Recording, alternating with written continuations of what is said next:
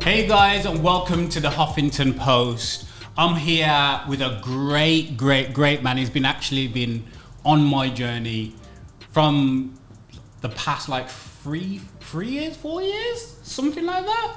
4 years, yeah, I guess. About 4 years, something like that.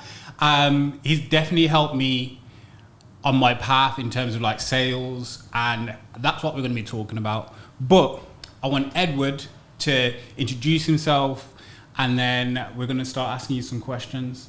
Great. Well, thank you so much for inviting me to do this. Yeah. It's an honor and a privilege. Bizarrely, I think this is my first ever podcast. So, quality. It's my cherry, so it's popped, and really appreciate it, and I would definitely be doing more of this. Really love your setup here. Huffington Post, Theodore Hoffman in the house. Yeah. So it's an absolute honor and privilege to be here. Yeah, I'd love to sort of tell a bit more about myself. And, of course, go for it. It's been great to meet you. I think we did a couple of sessions with you working at the Creatives Club. Yeah, that was good. Met some of your awesome friends and creative people, and then we kind of been on a journey together. With some Kleijn referrals here and there. Yeah. So I work for Blam. Yeah. We're a worldwide partnership program where people resell our websites and mobile apps, and we help them with the business setup. It's kind of like people buy their own digital marketing agency. Yeah. We've just reset the vision. We did that last week, in fact, in the session together with yourself. Yeah. By 2025, we're looking to double the size of 10,000 businesses. Yeah. Using the internet. Love it. And that's now the mission. We've got 5 years to do it. Yeah. And hopefully by then become the world's largest supplier of websites and apps for small to medium-sized businesses. Yeah. Definitely been a journey since 2015. Like yourself, we are super excited. This is. I mean, it sounds a bit counterintuitive because the world's full of woe because of the COVID lockdown and all the rest of it. But we couldn't be more energized by the opportunity that lies ahead of it. As we've probably been reading in the news as well, is that big tech is winning big at the moment. Massively. But this trickles down. Yeah. This trickles down. This trickles down to the man in the street who perhaps, 5 years ago thought, I don't really need to be online. I don't really need to have a digital strategy or a mobile strategy. And, these guys are rethinking, and they're thinking fast. Yeah. Because it's so relevant right now. I mean, we've seen 10 years worth of growth in the last 90 days, and that's across the industry for e-commerce. I can imagine. So, that's huge, and obviously, the big businesses like your Amazons and your eBays and, your big e-commerce platforms are benefiting from that right now because they invested 25 years ago. Yeah. But if you're a small business and you're still wondering whether your business needs to be digital, come on. You need to be moving very fast right now. That's it. That's why I'm so excited, and I love my job.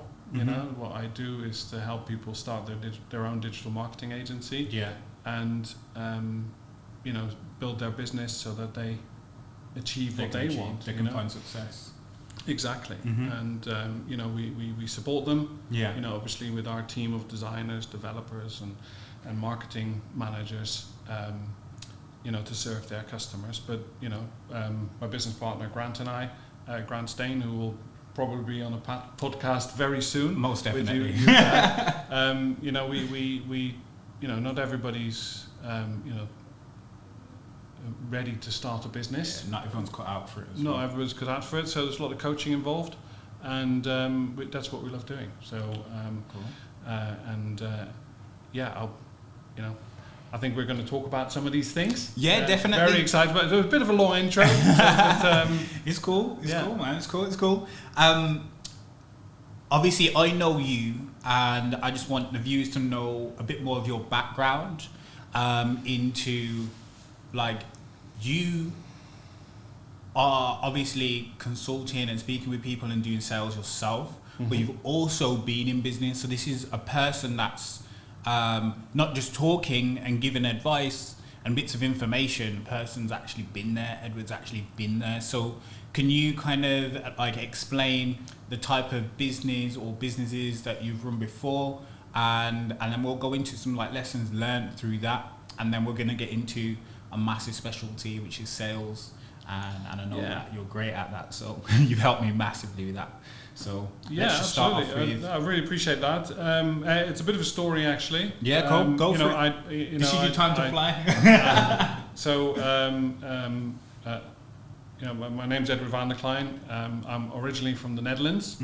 I was born in a place called Nijmegen, and in a middle class family. I've had academics for parents.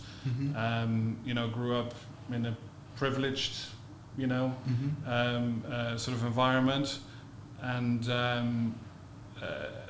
sort of when I was around 11 years old, just as I was making the transition from primary school to secondary school, my parents split up, which meant both physically from a location point of view, but also economically, my life completely changed. To spending most of my teens pretty much living on the breadline. Kind of went a little bit off the rails, and ended up not really finishing high school. I didn't go to university. I ended up going into the army, and when I came out of the army, not really sure what was going to happen next, but got myself a job working in a pot wash somewhere, and then worked my way up sort of in the hospitality industry, from working in bars, from working in kitchens, front of house, pretty much everything. And then one day I found myself sleeping in my dad's apartment in Amsterdam, working for the Hilton Amsterdam, Hilton Metropole, Apollo Square, quite famous for John Lennon's and Yoko Ono's suite, where they did a meditation in. And I used to clean that room, believe it or not. I used to work in housekeeping. So, and then I got myself a job at Euro Disney, and this was 1992. So I was one. I was one. And it was opening cruise, so that's when it opened. And I ended up working in France. I worked there for 2 years till 1994. During that time, I met my now wife, Haley, and we got together and fell in love. Then traveled back to England with her. Ended up living locally in Worcester. But then also we lived and worked in London and around sort of home counties, mainly in catering, because that was kind of my thing. I was a restaurant manager, and then I ended up working as a contract catering manager for Severn Trent here in Birmingham. And that was probably around 2004. 2003, 2004. And my son was born in 2003, and things change when you suddenly, I was a bit older, sort of in my mid-30s, and I just suddenly started to think differently, but the thing is, I had clues along the way. People said, you seem like you own this place.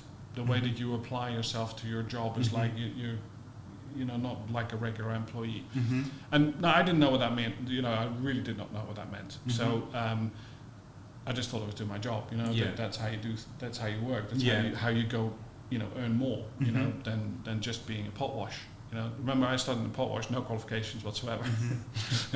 And my father was a professor of medicine. So you can see how that contrast happened in my life. So, but then. I read a book my mum actually gave me a book shortly after my son was born, and it was Rich Dad, Poor Dad by Robert Kiyosaki. And so Robert talks about building a pipeline, starting business, learning how to get good at sales. And this is, coming from a place where I had no idea about this stuff. I literally had no idea. I thought I'd just be destined to work for someone and be in a job forever. And then the client, Severn Trent, and I used to run their restaurants. I was the general manager of catering. It was a good job, you know. He offered me a role in the marketing department, looking after their direct mail as a marketing coordinator. So some of the job roles were looking after the actual copy that went in the mail shots, but also to some degree the fulfillment of the mail shots. And this is 3.5 million mail pieces every other week. Big deal. A lot of money being spent on advertising and marketing there. But it just got me a sense of what is possible. Just because of the sheer scale and volume. I mean, 3.5 million customers, and sending them a direct mail piece. So I really loved that job. It was really supposed to be just covering maternity leave for 6 months, which ended up being 12 months and then 18 months. And during that period, I really made a mindset shift. And I said, I want to do this.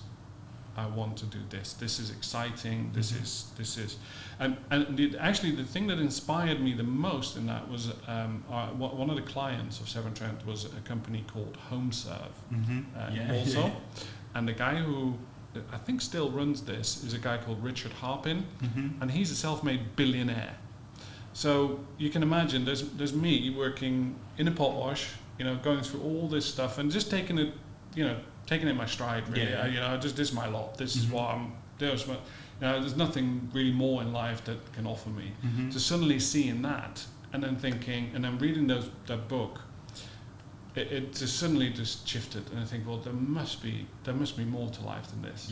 Right. And I got involved with some multi-level marketing businesses and kind of did that, and not very successful, but it just got me on a journey. You started. Exactly. One thing I decided, I wanted to have a sales job. Now I don't know. I mean, my sales career is now so 2005, 6. I think I started a sales career. So that's coming up to 15 years now. But I don't know how you end up in sales. Is that a decision? Is that a decision, or is that, you know what I mean? It's like, do you become a salesman, or are you born a salesman, or so? But for me, it was definitely a challenge. It's not something that came natural. So I had to learn, and I had to learn the hard way by getting really shitty sales jobs. I did door knocking. I don't know if you know Cobra. I used to knock doors too. That was like my first time doing sales. That's another story, but your story. This is you. But so there's literally somebody at my doorstep. Can't believe. I remember it clearly. Back in 2006, we just moved in Worcester, and this girl knocked my door, and I was desperate to get a sales job, and nobody would give me a sales job. So I said to her, "So look, can you pass me on to your manager?" And then I met this guy, and I still keep in touch with him from time to time, and he was like, "Who's this guy?" Normally he deals with people who are kind of down and out and broke. He's a bit older, and and obviously I'd saved up a bit of money back then. I had my own house, and also the Robert Kiyosaki thing got me on a property development route. So I was trying things all the time. Anyway, I ended up knocking doors, again, not doing extremely well at it.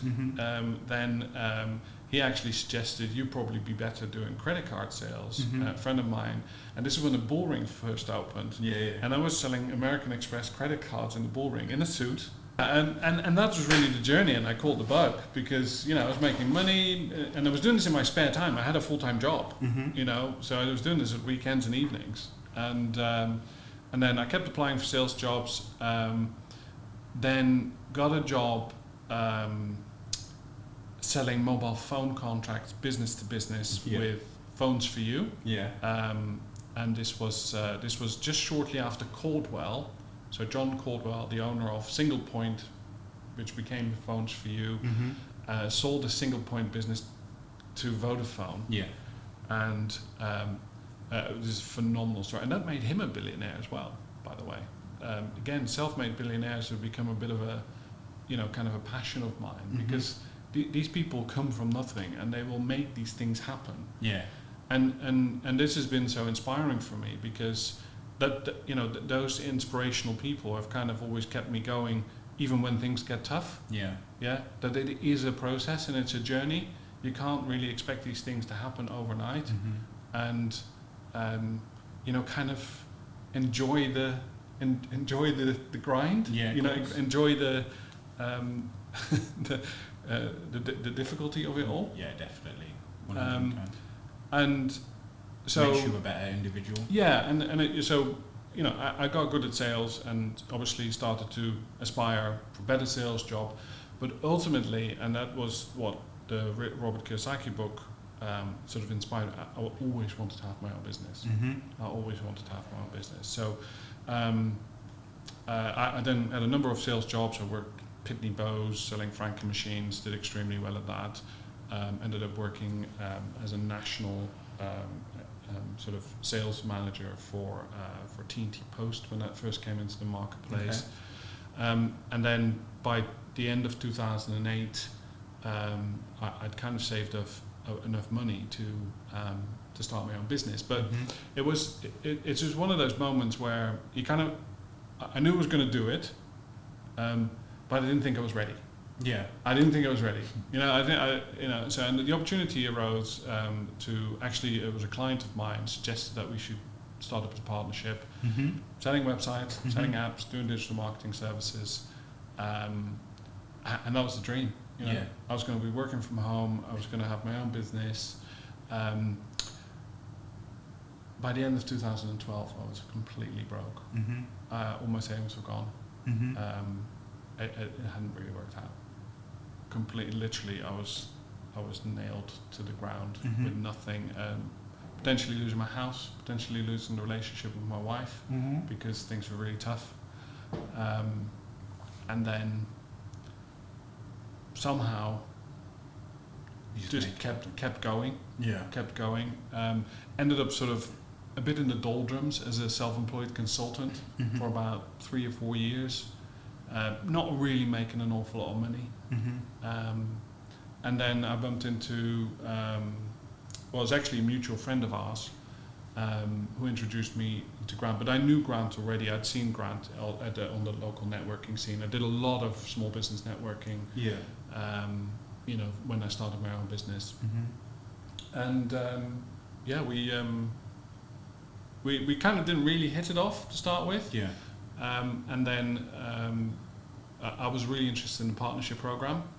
So I actually bought a Blam franchise, because I was doing websites and apps, but just had no way of scaling it up. I was working with self-employed freelancers, and it was actually quite an expensive service. Yeah. So just thought it was a great deal. Went all in, actually with a business partner at the time. We started off, got some great sales early on because it was a great value proposition, and then that was August 2016, and then by sort of October, November, Grant and his business partner at the time approached me and said, we'd like you to make some recommendations. We've got some prospective partners that probably could do with talking to you about the experience that you've had with us. Okay. And that then evolved, as I grew my Blam business, it evolved into sort of working part-time for Blam, and then by the end of 2017, that became a full-time role. Okay. And sort of had to my existing clients came into Blam, and now I'm a shareholder and director in the business. Cool. We've tripled the size of the company in the last 3 to 4 years. Cool. We're global. We're now in South Africa. We're in USA, Canada, Australia, Europe, Dubai. I think we're 9 countries now. I'm probably working harder than ever. but absolutely loving it. Yeah. Absolutely loving it. You know, I genuinely love what I do now. You know, this is kind of what the whole journey was all about. So I'm not going to look back. You know, chips are all in. Yeah. Let's do this. Cool. And go absolutely massive. So, obviously, throughout the journey itself, what was like? How did you keep going? Like, because obviously in your journey there was a lot of keeping on going, and like in my journey I had tons of different jobs. My CV looked like a menu, literally, but like it gets to a point where you do your own thing, and just listening to your journey, it made me realize like what my journey looked like as well. But like, what kept you going? I know like times are rough because some people would just give up and then just go get another job. Yeah. But what made you feel like, you know what, inside that, okay, there's something still there that I know that fits me, because I can't work in someone else's cog? I don't think that was really the motivation. I mean, that's what happened, but that's not really the motivation. It's a really important question, because I don't think a lot of people really know what that is. And I don't think I knew what that was for many, many years. But I think deep down it's just because I'm a good person, you know, and I you know, good things are supposed to be happening to me. Yeah. Yeah. And so bad things have happened to me. And you know, and I used to feel really bad about that all the time. You know, for a long time I was not happy. I was not a happy child. You know. But there comes a time when you just, I don't want to feel like this anymore. Yeah. You know, it's just like, I've had enough of this. Yeah. You know, I just want to have fun. Yeah. Right. So. You kind of, and you know, big fan of Tony Robbins. He said, you go for fun, you go for good. So just do that. Yeah. Instead, don't keep dwelling on what is bad. You know, and if bad is happening, go away from it. So that's why I left Amsterdam. Yeah. Yeah. To go to France, because the situation I was in was bad. You know, I was not in a happy place. You know, stuff was happening to my life. Yeah. And entirely self-inflicted. But at the time, I thought it was everybody else's fault. Right. Yeah. And so. And it was really, I had a couple of epiphany moments where you're kind of like, you know, dude, you know, this is no one else's fault but yours. This is what you're doing to yourself. Yeah. So, and you know, if you choose happy, then guess what? You become happy. I mean, as Tony Robbins said, if you just keep smiling to yourself in the mirror, you just end up starting to feeling happy. Yeah. You know, and that's a physical thing that you do. Yeah. So if you're happy all the time, I mean, mental illness is a big thing. Yeah, and I'm sure I was mentally unstable and unwell, you know, for a big part of my teens, right? But ultimately, I always knew I was a good person. Yeah. Yeah, I wasn't a bad person. I didn't do bad to people. So, I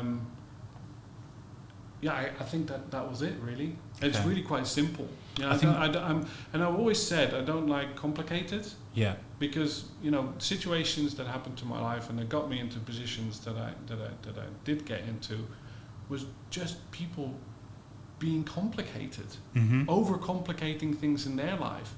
You know, instead of going with what was happening, they decided to go somewhere else, and then in the process, you know, not really taking responsibility for those actions and leaving a load of people. Actually, you know, you're not really fulfilling your responsibility there.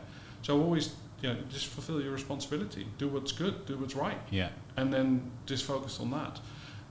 Now, some of the goals and aspirations that I've set for myself, you know, that is just part of the journey. You know, I may never get there. Yeah. But was it 50 Cent who said, "You'll die trying," right? And that's the thing. You just keep getting back up. Keep doing it over again, and so some of the coaching that we do with our partners, because people will hit a wall, they're not really achieving the things that they want to achieve, and if you just try and keep it simple, right, and focus on the things that you can control in that moment, then and you do more of that, then the big things will come. They just come as a natural course. But because you're constantly saying, "Oh, I don't have the big things right now," yeah, it's making you feel bad. Well, don't worry about the big things, because if they're not in your life right now, then there's nothing for you to worry about. You're just overcomplicating it. Real talk. Focus on what's important right now that is going to make a difference to you today, and then those big things, they may never come. What you just said there, that's going to be a clip I'm going to be using to let people know that is the reality, and people need to start thinking like that. Because what I've gained from this conversation, because I've learned a lot of new stuff from you, about you just today, just like this previous conversation. Like, it's about having great morals and principles, making sure you're going for fun rather than just going because you need to, because you're in fear. But morals and principles and values seem to be the thing that's kept you going, definitely, and the mindset as well. Like, if you know that you're if you're not in the right place, then move. Where a lot of people just stay in the same place, stay in the fear, stay in the hurt, and they never make any type of change. It's like they're, what's the word? That they're tranquilized and they can't move, and they're just like, they're paralyzed by it. But the thing is, fear is real, So, there's another thing Tony Robbins said. People go away from things that are no good, and go towards things that are good. So, being in an uncomfortable place, it's just your mindset that determines whether you're going to deal with that, or you're just going to let it, take control of you. That's the making of it. So embrace it. Embrace the hurt. Embrace the struggle, because if it's not happening today to you, if things come easy, then you're going to end up taking it for granted. Real talk. You're working for it and seeing that struggle and go like, can I swear? Go for it. You go, fuck that. So dissatisfaction is a powerful motivator. So I think I wouldn't have achieved a lot of things, I don't think my mindset would have changed. If I had been satisfied with my lot. You can pontificate, or you can sort of make philosophy or imagine what would have happened with my life if my parents had stayed together. I could have been living in Southern California in LA. I could have been a millionaire real estate investor by now. But it's one of my dreams.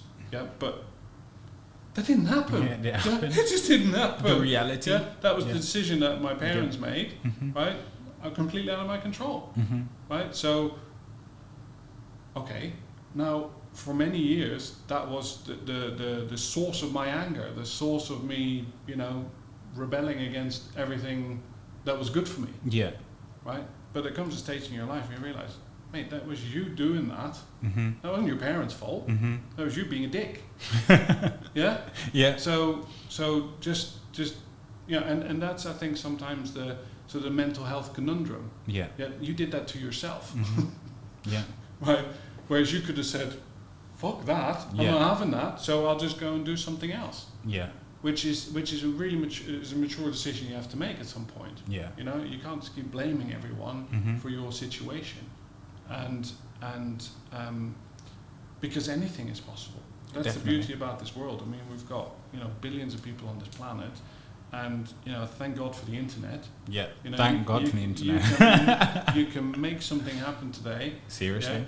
And the other thing is, by having a go and failing, you will learn, and that's basically been the journey. I decided I want to do this. I want to start out my business. It didn't go right. Blessing in disguise, right? Because if it had gone right, maybe I wouldn't be in the position I am today. If my parents had made the decision to stay together and we lived in something, I wouldn't be in the position today. I love my life today. I love waking up in the morning, making the calls that I make, interacting with our partners, helping them achieve success with the Bland business. That is absolutely my reason for being. 100%, and I fully believe in it, and I know it's gonna achieve the things that I say, because it all comes from a place of I made that happen. Right. So it's you make your own reality happen, and it's okay to be dissatisfied, but don't let it overwhelm you. Don't let it say like, this is my lot. Yeah, and look, I know there's a lot of hurt in the world, right? I wouldn't want to be in Syria right now, or in a camp somewhere, on the borders of Turkey or in Greece. That's horrible, right? But these people literally can't go anywhere. Yeah. But I know that people have left those places, and they come to, the UK, or they come to the Netherlands, or they come to the USA, they come to Canada. Speaking to a lot of people in Canada at the moment. A lot of them are not Canadians. They are super successful because they moved from where they are and said, "Fuck that, and I'll go somewhere else and make things happen." Because that's the thing. That's the decision you got to make. Yeah. Don't keep dwelling in your misery. Yeah. And then saying that's the reason for me not achieving anything in life. Got to make things happen. You got to make it happen. And sometimes you got to remove yourself from that situation completely, literally completely. Yeah. So I want to get into something that you specialize in, which is sales. Yeah. And I know for the entrepreneurs that are out here watching this, everyone needs help on sales. Everyone always needs to grow their business. Because at the end of the day, if you don't get sales, the rent don't get paid, the bills don't get paid, the kids can't eat, all of those things. But I've learned loads of things from you. I've learned loads of things from Blam about sales. It's got me on the phone before. It's got me doing sales, and it's built my confidence to be able to go out there and do more. So I would like you to throw out a few tips out there that are going to be able to help the entrepreneurs that are listening and watching. I've been saying this a lot to a lot of people, even down to like prospecting and all that type of stuff. But I'm not going to talk about it. I want you to do that because I know that you're great at it and you make them calls every day.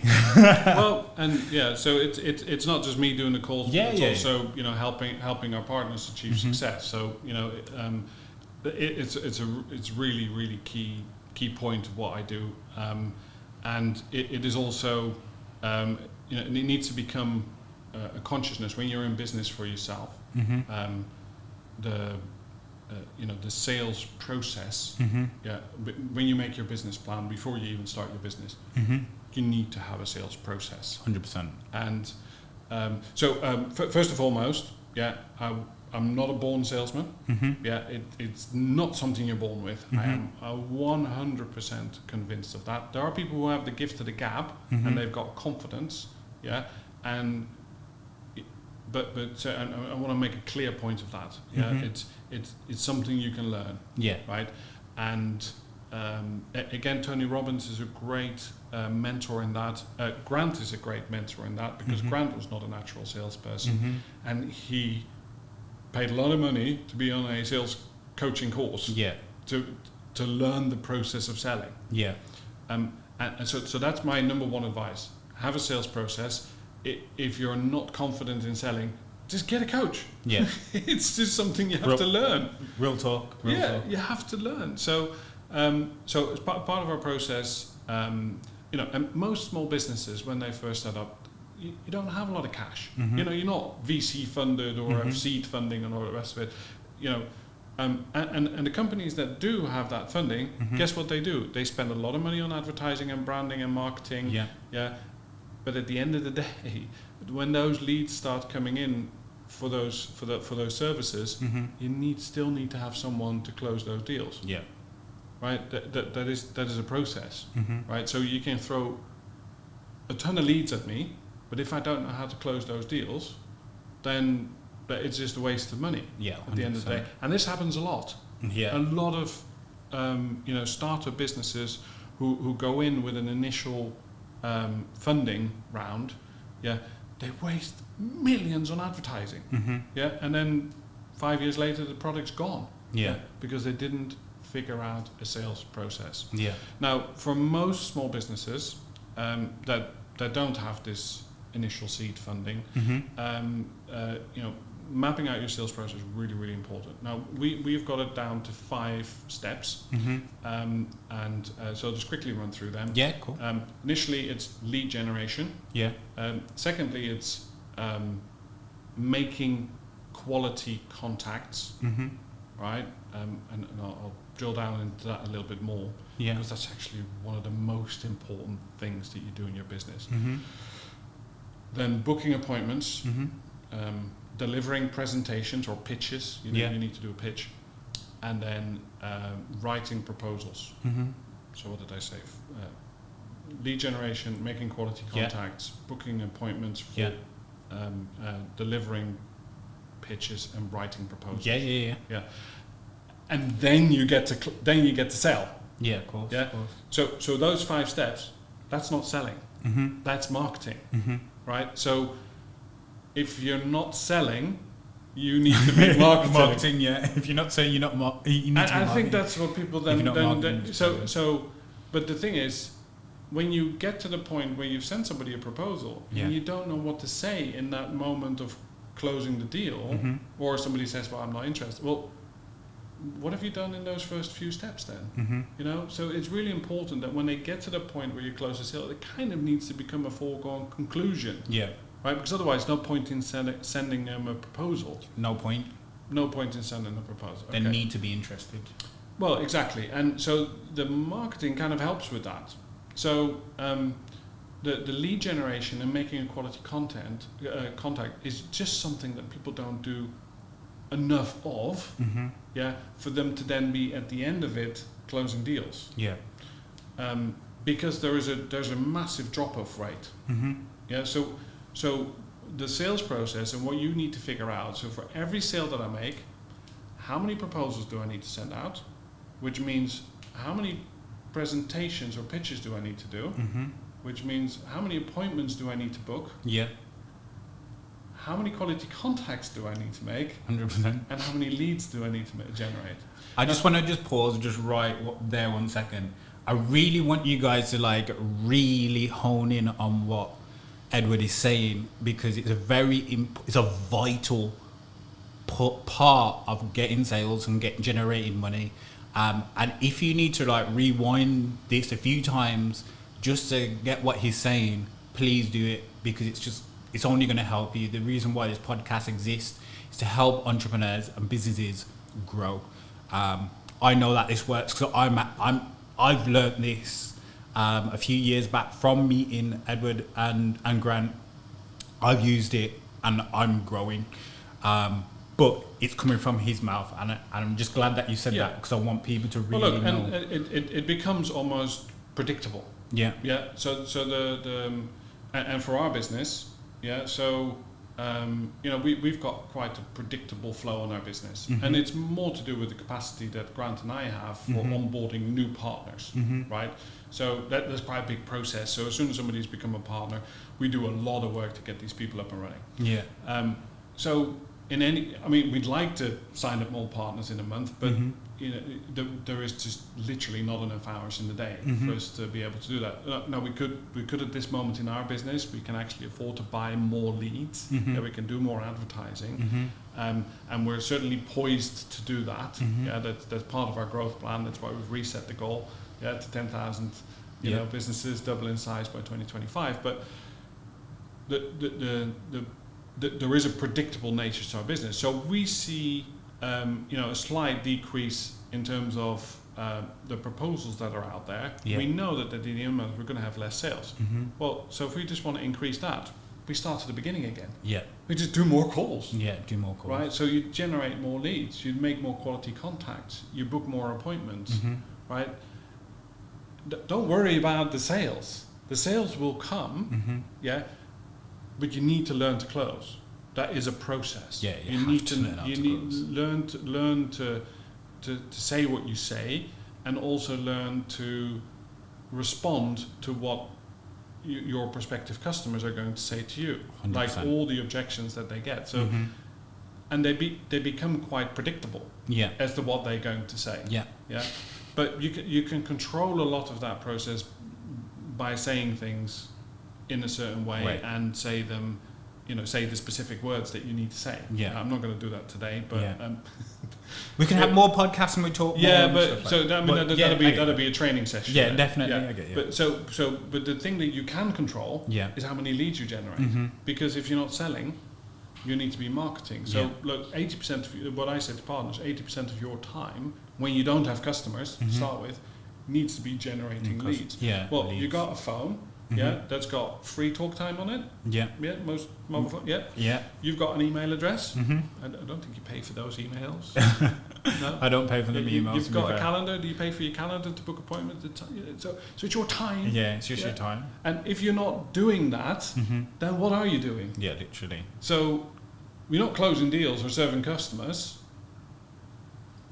You're procrastinating. Do that. Or you've got some family stuff or whatever stuff, but focus is the main thing. That's the thing. So you can't say at the end of the month, well, I haven't got any sales. So, well, no, I don't have any sales either, but I have been on the phone, booking appointments, delivering pitches, writing proposals. Doing so things the that get you predictability comes from the sheer volume that you put at the beginning. Yeah. Right, it really is. It is. You know, that car ain't going to drive itself. You have to put fuel in it, yeah? But you have to learn to drive. Definitely. Right? So otherwise you're going to have to go on the bus. Right? Real talk. But and that's the thing that we hit home time and time again. Yeah. And then, but when you get to the sale bit, you better be ready. Yeah. You better be ready with knowing exactly what to say. And again, knowing exactly what to say. I mean, there's so many coaches out there. It's in fact local lad, Birmingham lad. I'll do a shout out for Phil M. Jones. Yeah. Phil M. Jones. Look at him. He's got a book called Exactly What to Say. Yeah. Yeah, look it up. Yeah, because and that's really easy to read. He actually gave it away on Kindle, but it's not expensive. It's like a few quid, and people like Tony Robbins, but it's very motivational stuff, and it's not for everyone because he shouts a lot. Grant Cardone, again, not for everyone, but really powerful. Yeah, there's a closer's guide that he has, and just practice. Practice. It is about the practice. Look, and don't worry about these calls. So the other thing I just wanted to say, and a lot of people think that, I'm talking about cold calling here. Cold calling would be to call somebody stone cold, you don't know, and then trying to sell them something. That would be literally going for pain. Yeah, literally. I mean, nobody does that. Nope. That is just, if you want to get beat up and bashed to pieces, and then you say at the end of the day, oh, my cold calling doesn't work. Well, that's because you tried to sell them something. Yeah. Your job is when you go into the lead generation is to turn that into a quality contact. Is this somebody that I want to talk to? Right, a decision maker. Yeah, somebody who can, who's in charge of the, of the products that you're selling. Yeah. Do they have a need? Have you done your research on them? So is there an actual need? Is there something that I can go and then deliver some value? Yeah. So follow up with a free guide or some content. Yeah. A win there is to get the right information. Yeah. And to start the process of having a conversation that is relevant for them, so that then when they look at you, go, oh, that's helpful. Yeah. Right. Oh, okay. Yeah. I'll have a look at that. Yeah. Not, do you want it? No. Oh, okay. That doesn't work. So, and that's the problem. That's what people associate with cold calling. Yeah. Yeah. But if you want to have a business that has predictable sales, you do need to do lead gen. Now, and we teach that, So in fact, most people who turn up to our training sessions just don't do often enough of it, and they just need to be constantly reminded. Yeah. The ones who are absolutely kicking ass. Yeah. Guess what? They're doing that. Yeah, they're doing the hard stuff. And they don't need any coaching because they realize that it's a process and they're busy doing it and they're generating sales. Yeah. So, and I think that goes back to what we were saying earlier. Sometimes you just got to do what you have to do. Yeah. Right?